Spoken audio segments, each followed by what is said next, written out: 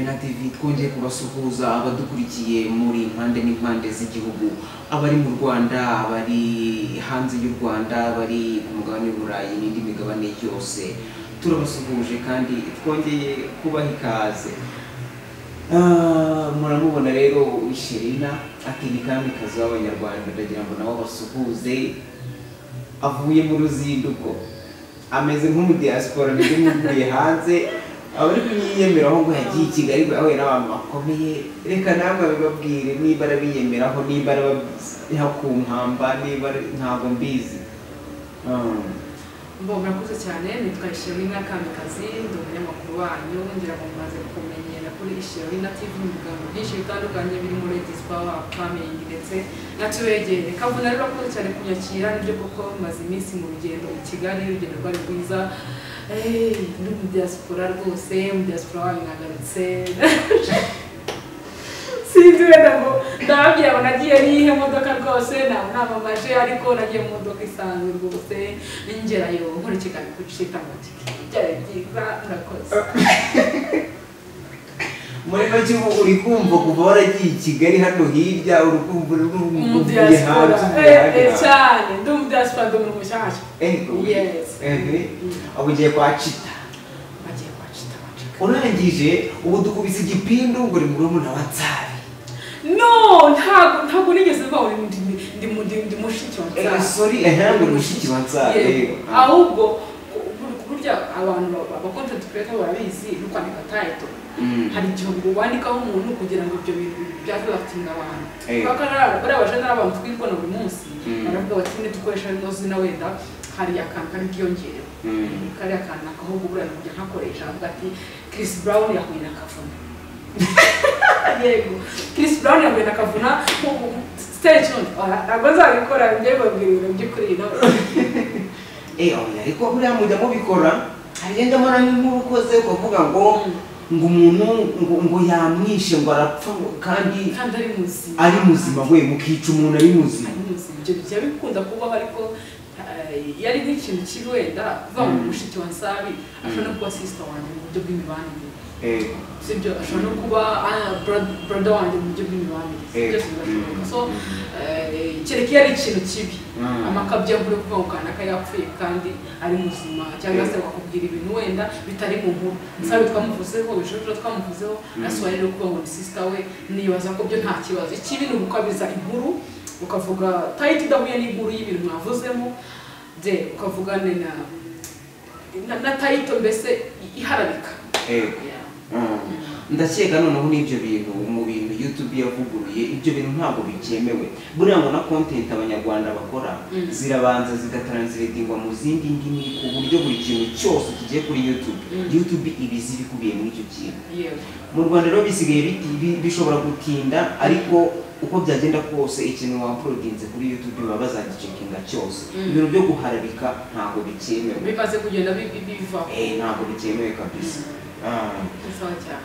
Turagira ngo rero tubwire uburyo wabonye abantu b'Abanyakigali, wenda ndakeka warasuye abandi bakora entertainment, ba content creator n'abandi, wabonye bitandukaniye hehe n'uburyo twebwe inaha tubikora mu ntara? So ngira ngo wenda Kigali hose ubwa mbere nari ngiyeyo kuko nsanzwe njyewe n'ubundi, ariko wenda n'ubwa mbere nari ngiye gukorana na Shitamati. So mbaje wenda ku bintu nabonyeyo bidasanzwe cyangwa se entertainment muri rusange, ibintu biriyo bitaba mu ntara, ariko usanga dukora ibintu bimwe, kuko Kigali cyane mbona basa nkaho bazamutseho n'ikintu bitatsemuka.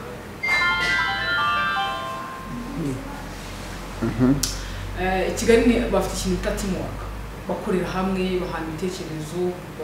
mbese ubona ko ari supported cyane. Niba wenda nkeneye kamera, DJ Brian, Litesha, guhamagara Shitamati amubwira nkeneye kamera, ndwanaho kabisa ngiye gukora ikiganiro, ni ibintu baba bumvikanaho cyane ugereranyije bisa n'ahandi hantu. So rero ni abantu beza, ni abantu basabana, ni abantu bakira. Ngira ngo mwarabibonye imbere yanjye ikintu cyo kunywa cyari gihari rwose, nanemerewe no kwiyongeza contact. So byari ibintu byiza, byari ibintu byoroshye. Chita we noneho rero ni urundi rwego, ni umusabana cyane, ni tipe rwose ubona ko entertainment ayumva. none ni umunyamakuru kabisa ubona ko umunyabwenge Chita ni umunyabwenge ni umuntu uri active cyane kubaza ikibazo kucabiranya kuvanga kabisa kumva ko nyina ari umuntu meze neza kiri yambwiye ko nkabya mu binyandike muri comment ishyari nawe abanyarwanda kamikazi koko ndakabya akandi koko kabyara kanshije nabwo ati ikintu ngiye no kukabya ariko none ukabya mu bintu biryoshye ugakabya kugira ngo ibintu byawe bigire minini cyangwa se bifatike mu buryo bwose ndumva rero Kavuna aricyo nabwira abanyarwanda Chita ni umuntu mwiza wari mufite imana n'ukuri abahanzi ngira ngo arabonye ko ajya dupiningira link ya YouTube channel yacu kugira ngo babandi bifuza kubona umuryango wa Shema TV nabo bazi batunganye so nawe rero wambwira nkazaguhuza no kugira ngo rwose nawe ujye kwirebera byiza by'Kigali Kavuna nawe uzagiye hanyuma ni nkayahe masomo wamwigiyeho urumva imyitwarire wenda y'abantu ntabwo mwa mwarahuye igihe kinini ariko niyo umuntu mwavugana iminota 30 uba wamaze kumenya byinshi kuri we bihagije kugira ngo tubyigireho ntabwo ari byinshi ku buryo waba umenya umuntu wese ariko ayo masomo yo byibura tuba twayabonyemo ku myitwarire ye kuba wenda yarabaye successful ni iki wamukuyeho wavuga uti nanjye iki ngiki kigiye guhinduka kuri njye cyangwa se wabwira n'undi muntu Chita ikintu namwigiyeho mbere na mbere umunyamakuru mwiza ni umunyamakuru ngira ngo wihuse cyane kubaza kabisa kumva ko ibintu yabiteguye neza kandi bifoko guhamagara yabanze ko kwigaho ikindi kintu avuga cy'ingenzi mbere na mbere nigiye kuri Chita agira icyizere muri we aba yumva ko anytime ahari deve ariho yagiva akajya ku yindi niyo munabyibuka neza cyane yarambiye ngo Isharina ibintu gake ikiri ugomba kudacika intege so kudacika intege urubyumvise ibyo bintu wakumva ko kudacika intege ni ibintu bisanzwe ni ibintu general ni ibintu nanjye nabwira umuntu nawe wambwira uti ntuzacika intege courage ariko hari ukuntu ubona umuntu ukavuga uti ibi wowe ntiyabitekereza cyangwa se we afite ukuntu kubyumva ariko yongeye kunyibutsa ko ntagomba gucika intege yongeye kunyibutsa ko ndi umukobwa ukomeye kandi ushoboye yongeye kunyibutsa ko imbere ari heza kuruta uyu munsi yongera kunyibutsa ko byonyine guhura nawe step ngezeho nyine iyo nahuye n'undi muntu njye mbifata nkaho nyine ari ndi step aresikanye nzamutse harutse tinutari njye n'undi wundi imbere ni heza kurusha ahangaha so numva ko rwose namwigiye ibintu byinshi hanyuma arambwira ati ibyo nasenga kabisa ni byiza cyane kwigira ku bandi buriya ngo nta muntu n'umwe utakuraho isomo niyo yaba yaragize ari mu bari successful cyangwa se uwahombye uwo byayobeye buriya nawe ngo abafite byinshi cyane umuntu yamwigiraho hanyuma se twebwe wenda tubona Chita ku mafoto tumubona akenshi nyine bitandukanye ntabwo tuba tumuzi live gutya ni umugabo ni umusore ni umwana ni muntu ki Chita ni umugabo wubatse papa w'abana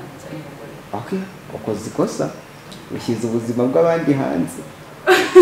no yarumva iyo umuntu ashaka kujya kuri Instagram ye ku rubuga rwe agapostinga ifoto runaka ariko na famille joyeux anniversaire ibintu bisanzwe kandi bibaza ko kwitwa papa no matana aha icyo kintu rero kitwinjije muri topic y'uyu munsi ikintu nagira ngo tuganireho nyamukuru ese umuntu ufata ubuzima bwa famille ye umudamu we cyangwa se wenda utaragira umudamu ufite girlfriend we ubuzima bw'urukundo akabushyira hanze cyane cyane nk'abantu bakoresha social media biriya bintu bijya bivugwaho cyane bakabivugaho kenshi ibintu bitandukanye kuri wowe uko ubyumva biriya bintu biba bikwiye cyangwa ntabwo bikwiye Urakoze ni topic nziza cyane iryoshye ngira ngo ababibonye ko noneho tugiye kuvuga ibintu biri serious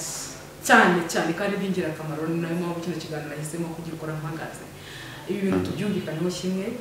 umunyarwanda ajya avuga ngo umuntu ngo burya mwagira uburenganzira bwe ku kintu cye no ku bintu bye akagira umuntu atwara ibintu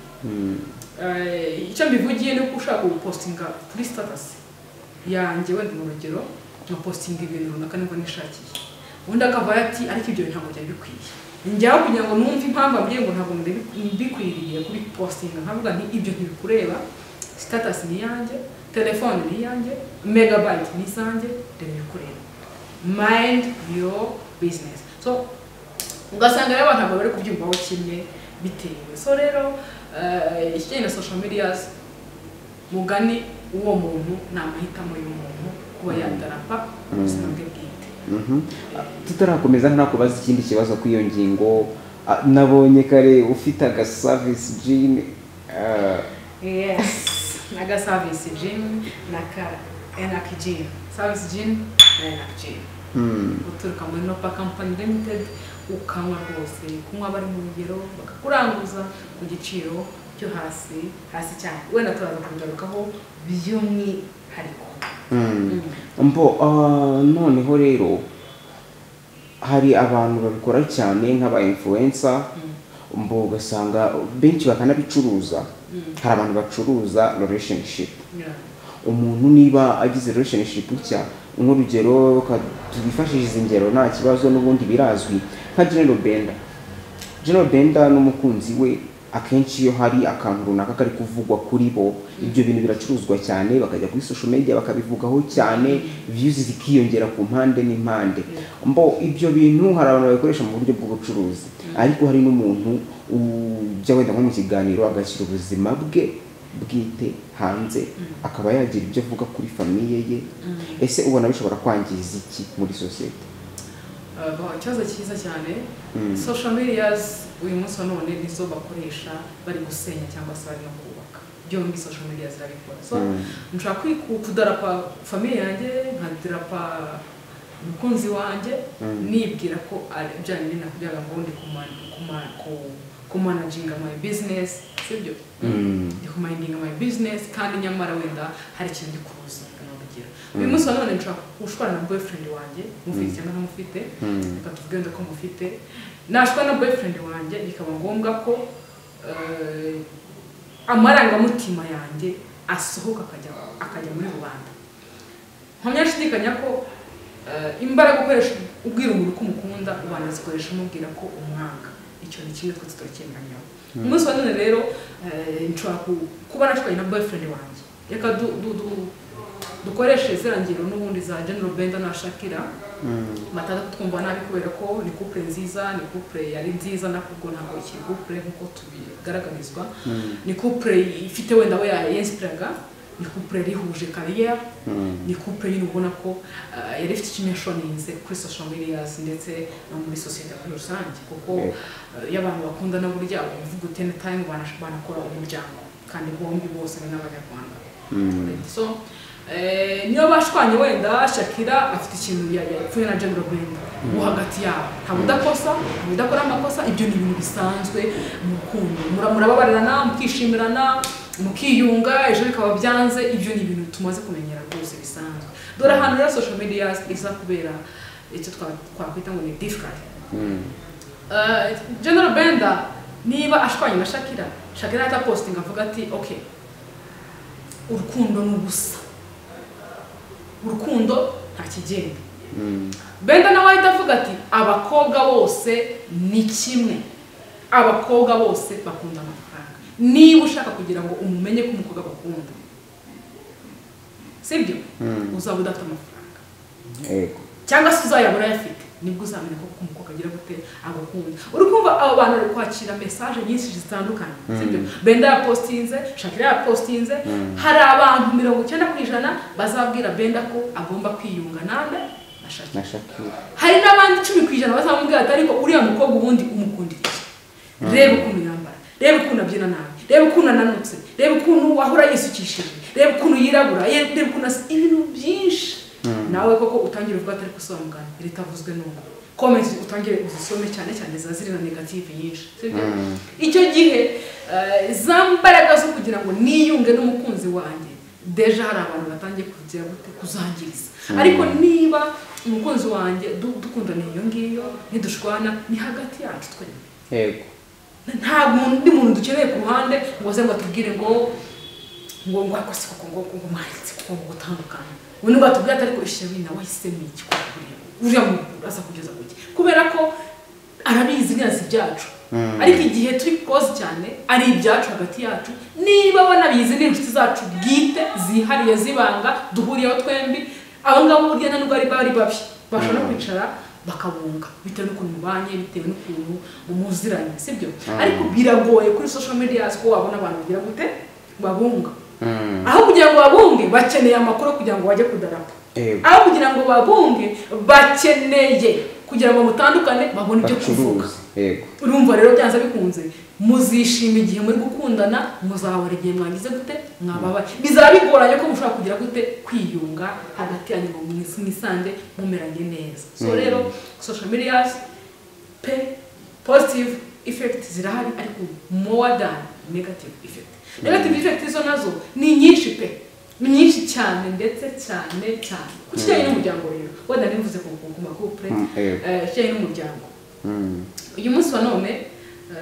ndi muri famille wenda mu rugero idakunda social media itazikunda itabyumva sibyo nta mpamvu rero kumva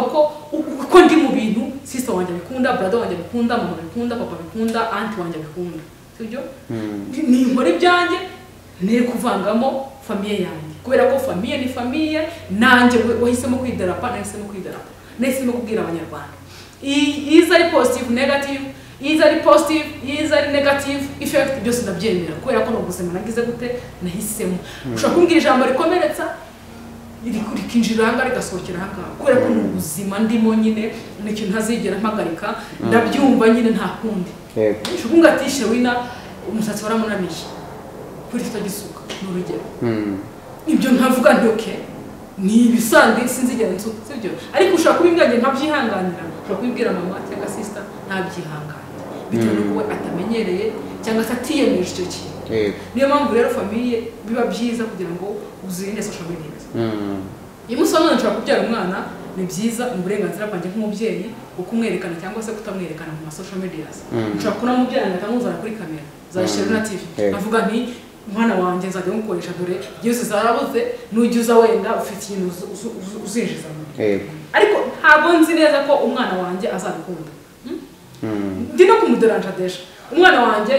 afite imyaka atagomba kuba umusitari umwana wanjye nawe umusitari akajya kwiga mu kigo runaka cy'amashuri bizamubangamira kubera ko bazajya bavuga bati dore wa mwana wa kanaka baravuga ati dore wa mwana udikina muri filime ya kanaka ya mama we uriya mwana mama we wenda gutya na gutya mfite uwo nambuye n'urugero muri social media bazamubona bavuga bati mama uriya mwana yambuye kanaka kubera inkuru mbi ziri kumvugwaho niyo mpamvu rero bibaye byiza narimita umuryango wanjye muri social media nabahisha ukuntu naza gusuragorenga mu byanjye ingaruka zose zaza zikaza ziri kuri njyewe apana ku muryango wanjye ikindi navuga ku muryango rero hari ukuntu tuba dufite ababyeyi ufite umugabo ufite abana ni byiza murakundanye mumeze neza noneho kubera ko hari nk'umuntu ushaka kukurwanya burya ngo umuntu ukurwanya neza yinjira mu muryango ushaka kugira ngo uhagarike ibyawe rwose akwangirize mu mutwe nyine akubabaze byane aza mu muryango wawe watekereza gute uramutse wenda ufite nk'ikintu runaka ukora wakoze wataha ugasanga itangazamakuru mu rugo iwawe kamera ziteye babatunguye cyangwa se akaba yasubira inyuma akajya kureba papa wawe aho yibereye cyangwa mama wawe akabafata video akaza kuyikangisha kubera ko azi ko ari cyo kintu cyagira gute cyakubabaza biba byiza rero kurimita imiryango yacu inshuti zacu urukundo rwacu tukarurimita kuri social media watere wivi noneho n'uwo mugiye kubana mubyemeranyaho nta kibazo fine ikibazo nabikora ariko twe twibuka ko urugo rwiza twibuke ko abagore n'abagabo tubahabwa n'Uwiteka ntawe ubuze imbere ye ushobora kuba wambaye fiançailles bikanga ushobora kuba warashatse n'ubundi wagera mu rugo mumaze kumara umwaka umwe nabwo bikanga umva rero ntawe umenya aho bwiragenda nubwo ubuzi ngo biraza kugenda gute kwishima biraryoha posting umuntu biraryoha posting wandika amagambo meza biba bingana no kumpostinga wandika amagambo mabi so ndumva icyo kintu navuga kuri social media zimaze kudutwara uruhu n'uruhande niko kuntu nabivuga zimaze kugarura imitima y'abantu benshi niko kuntu nabivuga zimaze kuba ikiyobyabwenge niko kuntu nabivuga urabyuka cyane umuntu abyuka akaba yanasenga ariko urabyuka barujya kuri Instagram ndumva yavuze iki wakazunguka bose hahiye Chameleone ari mu Rwanda ni nyine n'ibyo ushaka kuba active ku bintu bidafite n'ikintu uri kwinjirize ariko nyine ukabura active simbyanze ku banyamakuru nibyo ariko nyine ubona ko nanone hari ibyo zagiye zihungabanya ibyo by'umuryango n'urukundo ni iki gishobora gutuma izi saha uvuga ngo social media ndaziretsa aho ziva zikagera nta kongera kubona ifoto yanjye nta kongera kumbona ku gitangazamakuru runaka ibyo bintu bibaho ibyo bintu bibaho kuko ngira ngo ntabwo ndishoba neza ariko mu bantu hari inzego bakoramo bakamusaba ko hari ibyo agomba kureka ari akazi kagutegeka kureka social media bakakubwira ati gakore nugakora urareka social media ako kazi wagakora ako kazi byaterwa n'akari aramutse ari akazi ko kurinda igihugu kurwanirira igihugu ko gutanga umusanzu ku gihugu cyanjye ari akazi ko kumva ko nakwitangira umuryango wanjye ari akazi katuma abantu inshuti zanjye wenda babinsabye bakambwira bati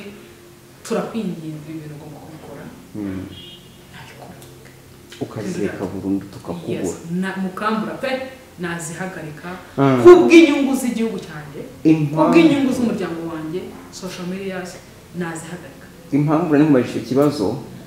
umunyamuziki ukomeye cyane mu Rwanda wanakomeye mu myaka yabanje witwa Ngabo Medal Meddy ngo bivugwa ko yaretse umuziki uyu wa Sekira asanzwe akora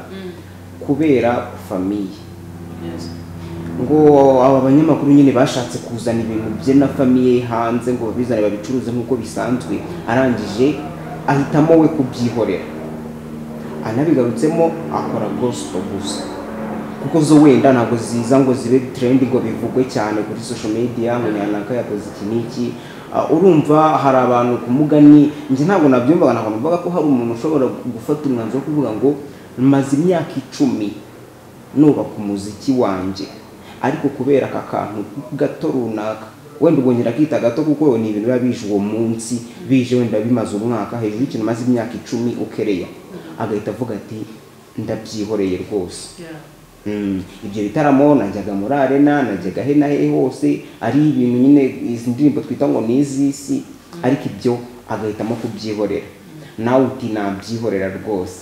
nabyihoreye cyambere urumva yubashye umuryango kandi udafite umuryango dukorera umuryango n'abatawufite wagira ngo bazawugire kandi mwiza umeze neza nta kintu utakora ku muryango wawe rero turi kugana ku musozo rero ndagira ngo ugire ibintu bitanu unyibwirira navuga ni nk'amasomo tugira wenda tuba twaganiriye byinshi tukaganira ibisekeje ibibabaje ibishishikaje n'iki byose ariko tujye dusoza byibura umuntu avuga ati iki kiganiro nkuyemo utuntu dutanu nshobora kuba ndi kwifashisha muri ino minsi yego ibintu bitanu umuntu ashaka kwifashisha muri ino minsi right so ikintu cya mbere nabwira ko ndashaka TV ngira ngo subwa mbere nkivuze kino kintu nyihoraho mwegere Imana musenge ntusengere ikintu kinini gusa usengere ikintu icyo ari cyo cyose nubyuka ukumva ushaka na tike uvuga Imana tikiravahe kuko Imana itudusapotinga mu tuntu twinshi tugiye gutandukana ushaka umwenda ushaka kugura telefone ushaka kwisukisha n'amapafite urasenga ukajya kubona nyine inzira z'Imana ngo zirenze igihumbi ukajya kubona nyine muri zanzira igihumbi igeza ahantu ku music bitoragura Mana wanjye gusenga rero bibabemo bikunde ngira ngo kandi bizabageza kure ndabizi muzabibwira gusenga ni ikintu cya mbere so kiri kinababwira rero mwakabaye mugendana nacyo kwigirira icyizere kumva ko ibintu byose bishoboka nta mpamvu yo kumva ko bidashoboka why mfite amaguru mfite amaboko mfite umutwe ndagenda nta kibazo niba wumva ko ibyo byose byujuje ijye ubona ko ibintu bishoboka nta kintu kidashoboka intwaro ya mbere wasenze ibindi nyuma yo gusenga nta kindi kintu kitashoboka inzozi zawe zaba impamo kubera ko kugira icyizere, mwige kugira icyizere, mwige kwiha agaciro, mwige kwimenya, mwige kumenya ko uyu munsi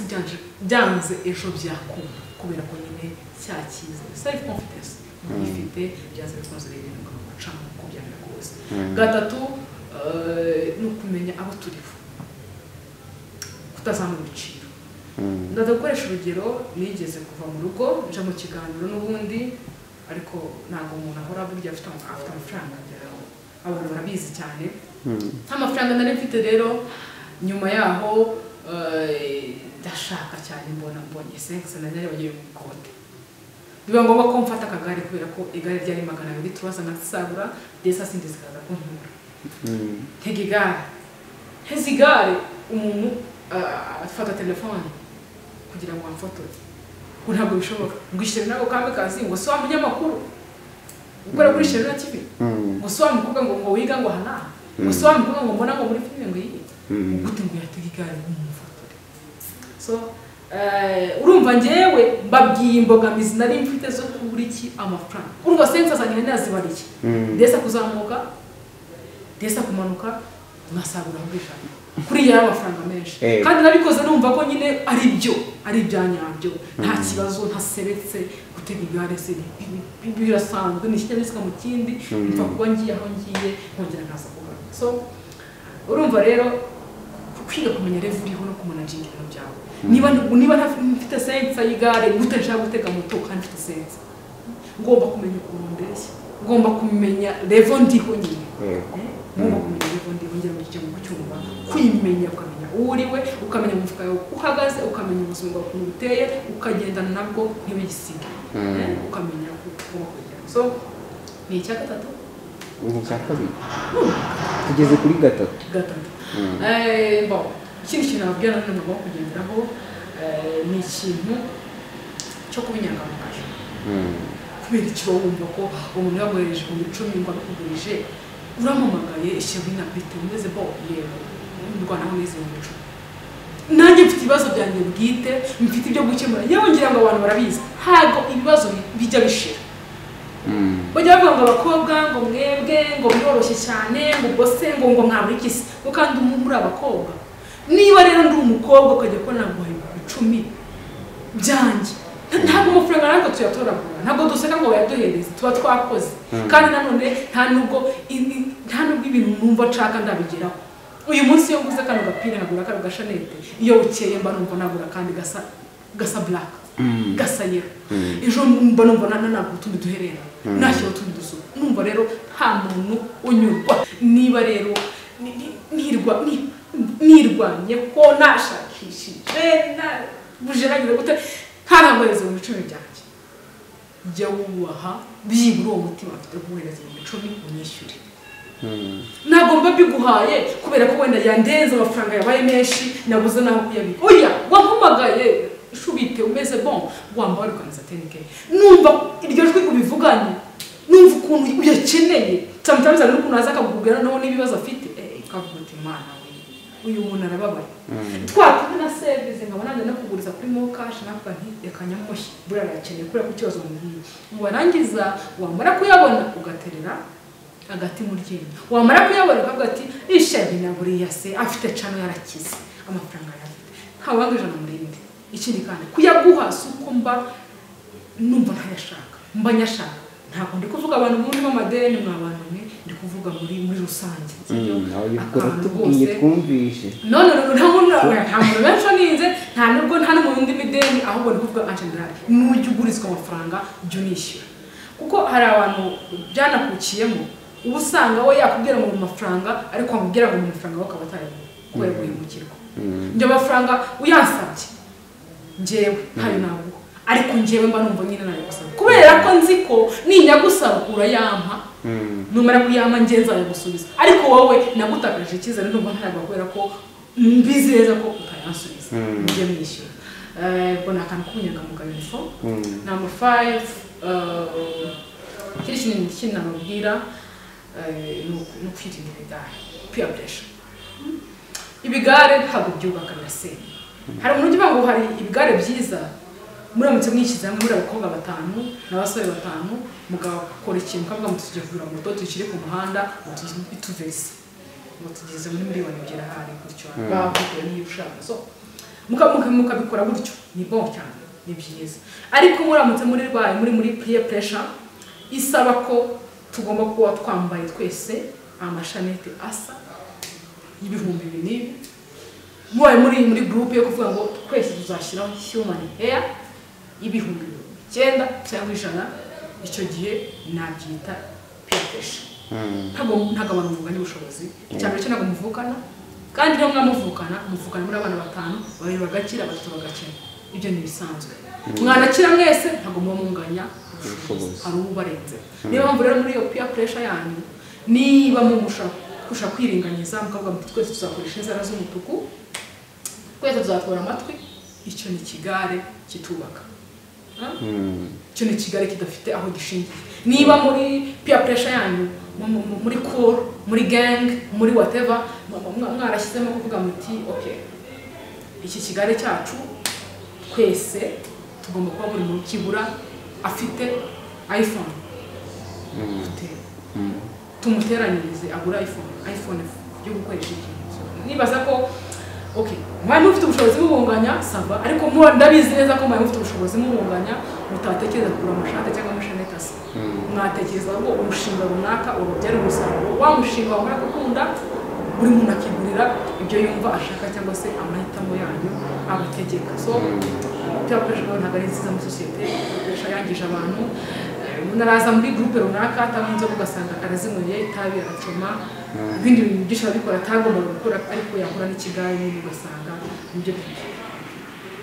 birimo cyane so ntabwo burya muri biranditse ngo mwumve ibyo mvuga nimuri ibyo nkora ushaka kwisanga wari muri icyo kigali girimo ushaka kwisanga nanjye ni muri babandi bavuga ngo tubure udushanete twese twisukishe mbere twese twogoshe twese dushyiraho tantire cya kigare girimo ariko ntabwo nshaka kugira ngo mube nkayishabina wenda uri muri icyo kintu ahubwo ngewe mbona ibibi byacyo niyo mpamvu mutagomba kureba ibyo nkora ngo mugomba kumva ibyo mvuga wenda wasanga n'umwuka wera wantumye so ntawamenya akoreshejwe ijwi ryanjye kugira ngo bwa butumwa bwiza bubagire ndumva rero amagambo 5 mwatwara muri iki cyumweru asigaye Imana ikomeze babimugisha urakoze cyane ubwo ngiye wumva numvishe hanyuma twibwirira akantu keza twaba turi gusoma muri iki cyumweru unadusoreze gusoma muri iki cyumweru kaburi munsi yagoye ariko nta kibazo kuko no gusoma cyane Bible ari ibitabo bisanzwe amanovels yose ndagerageza gusoma cyane so ikintu mbona nabwira rero abakobwa abajene abamama abapapa abana mushoboye gusoma ndamuse mufite Bibiliya muze gusoma muri Hosea 4:5 okay nimara gusoma Bibiliya ndashaka kwisomera n'akajini yes kufatanya no Company Limited bafitiye jean nziza cyane ibayita service jean ndetse na ngenzi yawe bita Enak jean zina jean zombi zikorerwa hazwi mu byangabo bose ni mu karere ka Musanze mu majyaruguru y'u Rwanda bararanguza aho uri hose mu gihugu bashaka kuzana bitewe n'ingano y'aya majini ushaka niba ushaka service jean amakarita ngahe yose kugezaho kandi mu buryo bworoshye ku gihe ntibahenda ahubwo barahenda gana no Company Limited kubera ko no Company Limited umuke